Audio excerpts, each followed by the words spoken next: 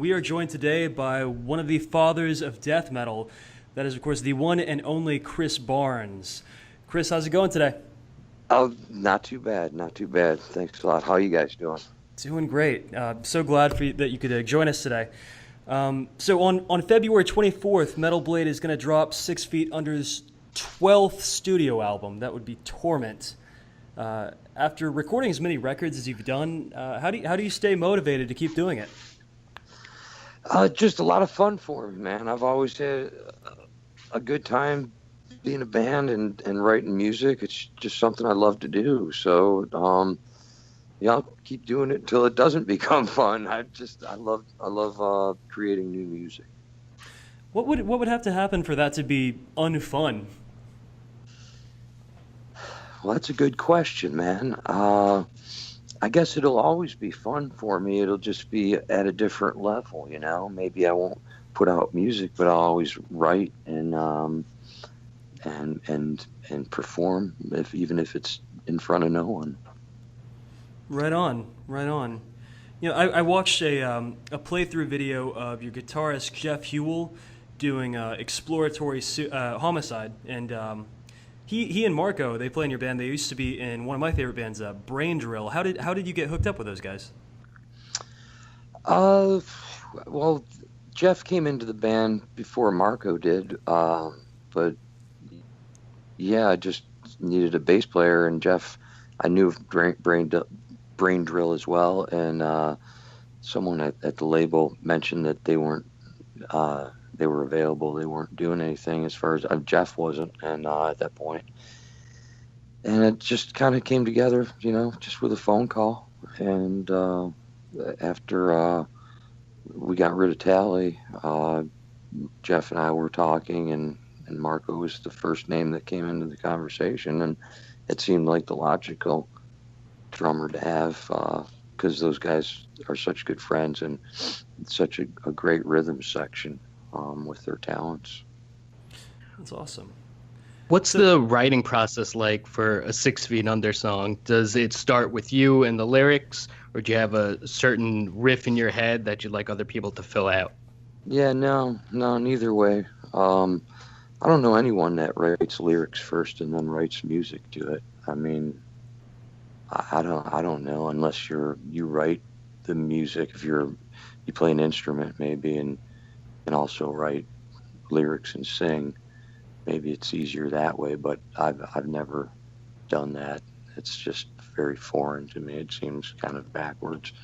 But no, I have written music myself. I can play the guitar a little bit, and I've written a couple 6 Feet Under songs, and also just, you know, worked some stuff out with the other members at certain times through the career of the band. But on this album, and on a lot of the albums throughout the past, you know, 20 years. I mean, it's always, I guess, throughout my career, man. Even when I was in Cannibal, not even 6 Feet Under stuff, but I just always get the music first, and then I write the lyrics by listening to the music, and that way I interpret my vocal presentation as well as let myself be taken away by the music and let it speak to me in order to come up with a storyline and lyrics. if you were to ask anybody what they think about Chris Barnes' lyrics, I think the most common reply would be that you're a lyricist that focuses on creating horror stories and using a lot of gore and shock. But you've also explored political territory as well with tracks like America the Brutal, in which you made a clear statement against the Iraqi war during the Bush administration. Yeah, for sure. I've even going back to the first Cannibal Corpse album, you know, I wrote a song called "Put Them to Death," and that was a song speaking out um, um, uh, for the death penalty. So, you know, I always kind of explore my own imagination and my own questions that I have in my own mind about things having to do with life, and people can take it. My lyrics as just horror at a surface value, but there's a little bit something more to it, even with the stories are about horror. It's about slapping you in the face and making you understand that life is precious and that you only live once, and the idea of the duality of all of our existence, and where we all come from, why we're here, and the exploration of that within our own energy, I guess, and that's kind of what I've always tried to interpret with horror, is be able to maybe make people question certain things in life and about certain things in life, whether it be too difficult or you know, to really do that on your own, or just to be like, you know, just in sheer wonder, and that makes you kind of forced into thinking about something. I read an interview with you. You put out, I guess, a couple of album cycles ago, and once you said that you stopped riding ATVs and motorcycles because you had a couple of close calls. Did that? Oh, right on. Yeah, I did. I'd like to ride off-road more than on-road. I'd just probably try to be a little bit less aggressive. I'm not as young as I used to be, but yeah, man, I love all sorts of motorsports, and you know, I've raced cars and all sorts of stuff. But yeah, riding on the street, I still have this urge to want a motorcycle, but it's just too many people don't pay attention, and I think I've worn out my 9 lives as far as that goes over my life. You know, it's riding motorcycles. Understandable. So with the current administration and the current political climate in the world, do you think 6 Feet Under would ever delve back into maybe more overtly political things? I don't know. What's your opinion on what's going on? It's pretty horrible. I mean, everyone can see that. I mean, if you can't, you're just delusional, kind of a team follower type of person. Yeah. You know, and I don't like sports really, so So no Super Bowl pick. I don't like. Yeah, those are just games, man. I think someone said there are only 2 real actual sports, and that's auto racing and mountain climbing. But the thing about it is, yeah, we're in a dangerous situation, and the Constitution is being eroded, and a lot of people are enjoying that, and it's not what America's about. And I think the majority of us know that, and I think it'll be interesting to see what happens next. Interesting and horrifying, probably. Yeah. You know, hopefully it'll be some sort of liberation of some sort from this horror that we're witnessing already. Well, it's only been 2 weeks. Hopefully it won't be much longer, but we'll see. Yeah. Thanks. You know, let's keep our fingers crossed. I was listening to Torment earlier today, and it's very much in the style of 6 Feet Under, the brutal and heavy. But there's one song that stood out to me, and the title actually made me laugh out loud. And the song is called Bloody Underwear. And I was wondering if you could tell us a little bit about that. Yeah. Well, I mean, it's not so much exactly like a sequel or anything, but it was more like a thought I had, I guess, when I thought of the song title, and the storyline was like, what would be a side story or an after story for the song "Fucked with a Knife."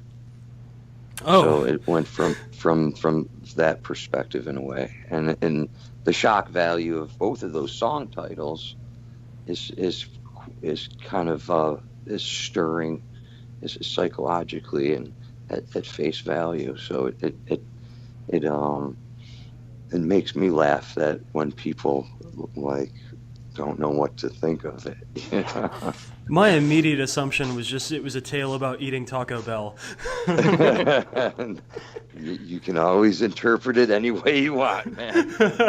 I don't eat at Taco Bell, so it's far from my reality. That's a good call. You'll probably live longer that way. Yeah, I'm trying, man. I'm trying. So one of my favorite lyrics that you've written isn't actually from Cannibal Corpse or from 6 Feet Under. It's for a band you did an album with called Torture Killer. And Okay. it's the song Cannibal Gluttony, and the line is "Fornicate the dead." I was curious what some of your favorite lyrics that you've written are. Oh, all right. Yeah. That came out of left field, man. That was a good one. Yeah, we keep it interesting here. Yeah, I don't know. I have a hard time with favorites of anything, even with food or something.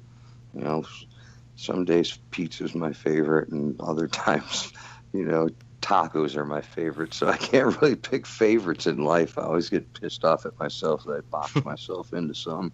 Even with music, man, it's like, boy, I really like that, but why did I say it was my favorite last week or something? So I don't know.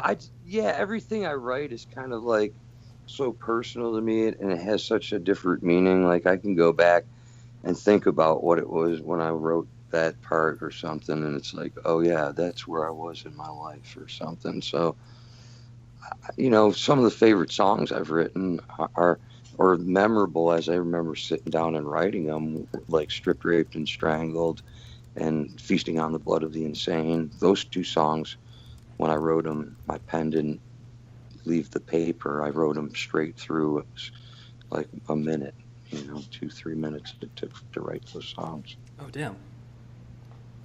So you, I guess it's been 4 records now that you've done with of Graveyard Classics, and that you played your own version, your interpretation of classic rock and metal songs. Is there anything that you really wanted to do that you never made it onto one of those records? Is there one song that you're just like, damn, I wish I covered that? No, we picked some real good ones.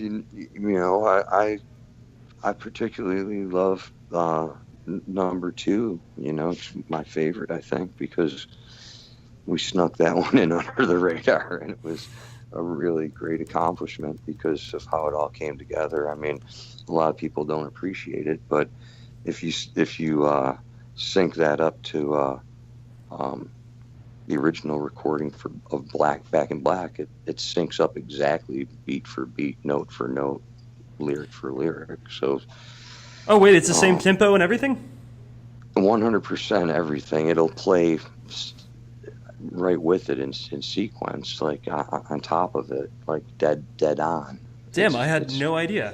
Yeah, that's how we made that album. It's exactly like that, and so that was a lot of fun. And there's just a lot of ins and outs to that people don't get, but it's okay. I think it's one of our greatest accomplishments. That is I think awesome. AC/DC does too. That's why they blocked the sale of it. I think those guys are pretty serious about their money. No, they get paid. They block the sale, so now they don't get paid. But so I don't know the thought behind that. I guess it's just ego. I guess you could feel comfortable in knowing that they know you exist. The guys from AC/DC are playing in front of 50,000 people, and they know who 6 Feet Under is. Yeah, that's okay. I never was looking for recognition, just trying to do something exciting and fun for myself. So, do you have big plans to tour in support of this record? Well, yeah, we're trying to. We're trying to put some things together. It looks fairly good so far. We've got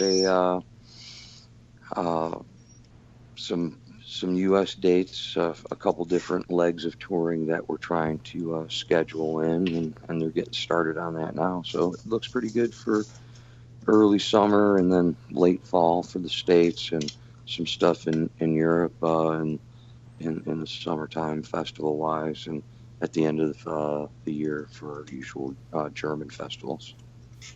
Are there any newer bands that you'd be interested in taking out on tour with you? Oh, yeah, a few. Yeah, man. I've put in my requests to the booking agent already for this tour coming up, hopefully for the first leg, and yeah, just kind of waiting to see if he can put it all together. But yeah, I pay attention to what's going on out there and some of the more interesting bands that still know what death metal's about, and the ones that are not faking it. So no metalcore bands or new metal bands on this tour. I didn't say any of that, but yeah, I think you're pretty safe to, Yeah. you won't be exposed to that. So you've been touring for, God, many decades now, and people talk about the hardships of the road, but what is something that people don't know that's difficult about touring that you should let them know about? Oh, it's gotten more difficult over here in the States, for sure. It's barely feasible for a band like us because we're in a different position on the totem pole, as they say. We're in kind of a nomad's land where we have to tour a certain way. We can't really go back into a van or something like that. It's just dangerous, and I don't like that. I'm not going to do it to myself, or the musicians in the band. It's just stupid. So to be safe and to do our music the way we need to do it and bring it across to the fans, things have to be financially feasible, and they haven't been for us for a while, and there's a number of reasons for that, but everything's connected. So it's more difficult touring now over here than it was, and I think we all know why. Because a certain entitled portion of the fan base out there and have taken it upon themselves to not buy music, and that's been going on for so long that it's had an effect on the industry to the point where magazines are going out of business, record labels are closing shop, merchandise companies are closing up, venues, promoters, bus companies, radio stations. So, it's a consumer-driven industry, and as artists, we're victims of that. So it's become very difficult, and we've had to be more creative in the way we look at things, but still, no one's risking safety to do that. No one's going to risk their lives for it, because I want to be around for another 25 years at least doing this, and I think it's important to have a clear mind when it comes to reality when it comes to touring, and you pick and choose the places that you can you bring your music across to the people that enjoy it at the level in which it deserves to be brought across at. I guess this is a thing that me and 365 Days talk about all the time, but it seems like there just isn't a feasible way for any band that's smaller than a stadium headliner to make any money in metal. It's just we have no idea what to do at this point where a band could be financially stable doing it. Do you have any thoughts? Well, I stop thinking that there's any shortcuts in life. Get yourself into your rehearsal space if you're a new band for 3 hours a day, 7 days a week, 6 days a week for 3.5 years, like I did with Cannibal Corpse, and you might get lucky. I think But that's you have to work hard at it. And you're talking a lot of hours into something, man. And that's something that bands don't do anymore. I know it's not. I don't see it. You're very active on Twitter, which is awesome because you reach out to your fans all the time. And I've noticed that sometimes you like talking about, I guess you can call them conspiracy theories. And I know you said you don't have favorites, but is there one or two that really speaks to you that you like to explore further? You've picked up on me liking conspiracy theories. Okay, yeah. I don't call them conspiracy theories. I call them alternate facts. You've been watching the news. Well, no, it's what it is I'd like to kind of just make sure, everything's like what it seems to be, and there are some things that I think we're told that we're corralled in a certain way of thinking, and maybe there's other answers out there, so I choose to explore all possibilities, even the ones I don't like or I don't believe, because there's always something in everything to learn.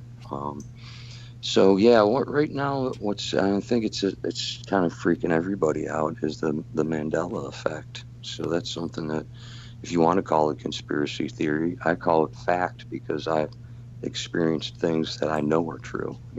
I'm not going to go into that, but I know there's something happening.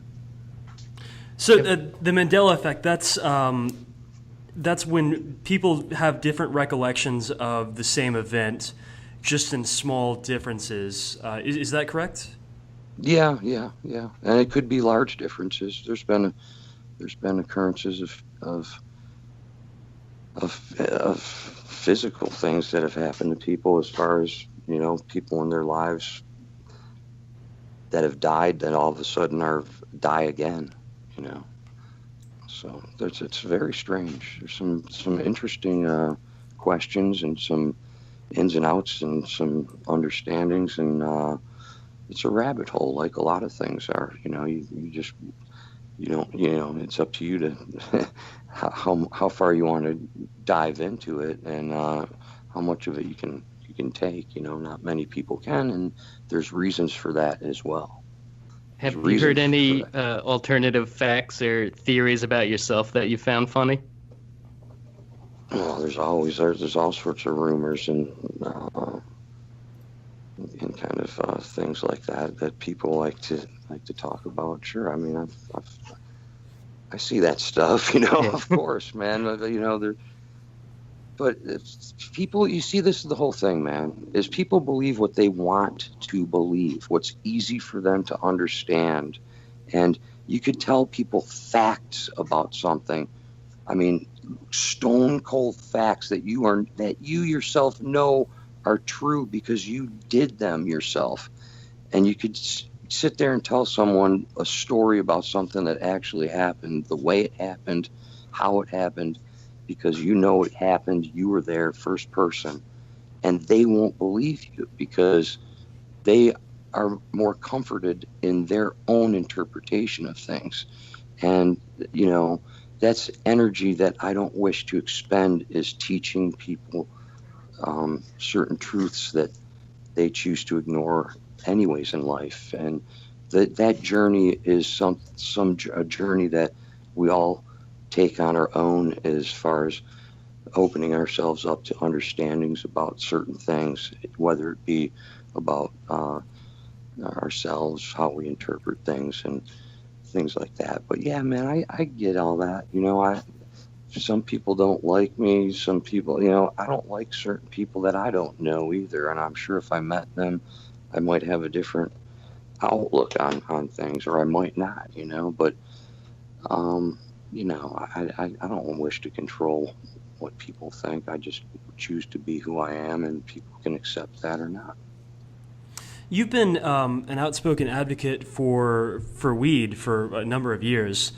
Do you feel that plays into kind of a sense of inner peace for you, for accepting?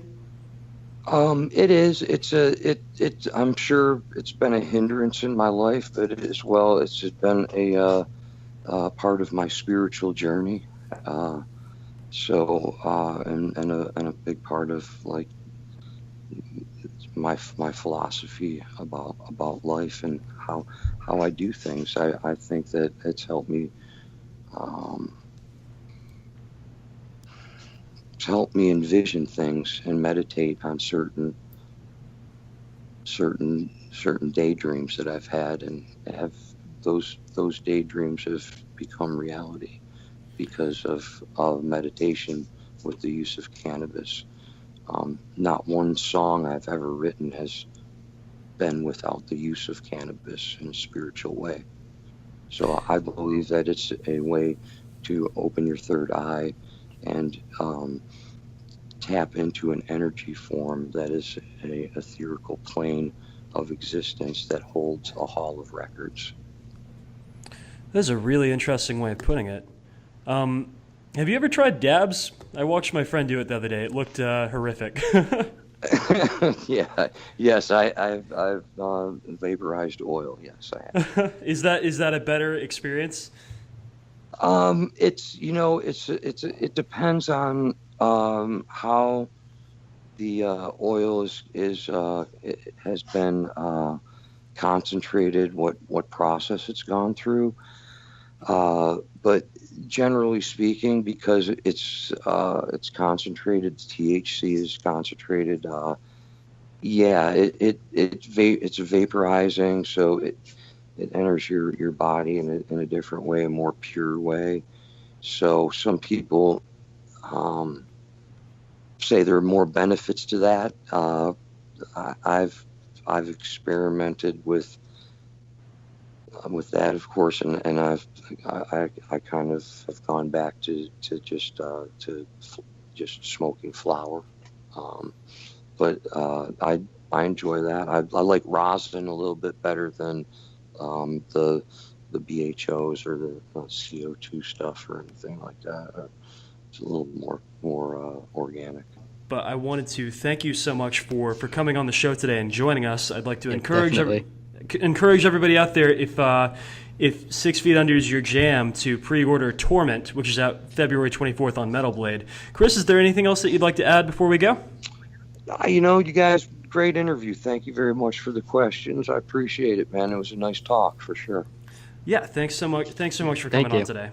Thanks to Chris Barnes for doing that wonderful interview with us. 6 Feet Under's new album, Torment, is out February 24th on Metal Blade Records. You can follow us on Twitter at Toilet of Hell. You can follow me at 365 Days of Horror. You can follow Joe at Joe Thrash and Kill. And you can follow Brennicide at That's Not Metal. Be sure to like us on Facebook, join the Facebook group, and we also have a new email address for the podcast itself. So if you're in a band and you want to send us your music, or if you just want to send us hate mail, you can do that too. It's toiletofhellradio@gmail.com. We'll catch you next week. Thanks, everybody.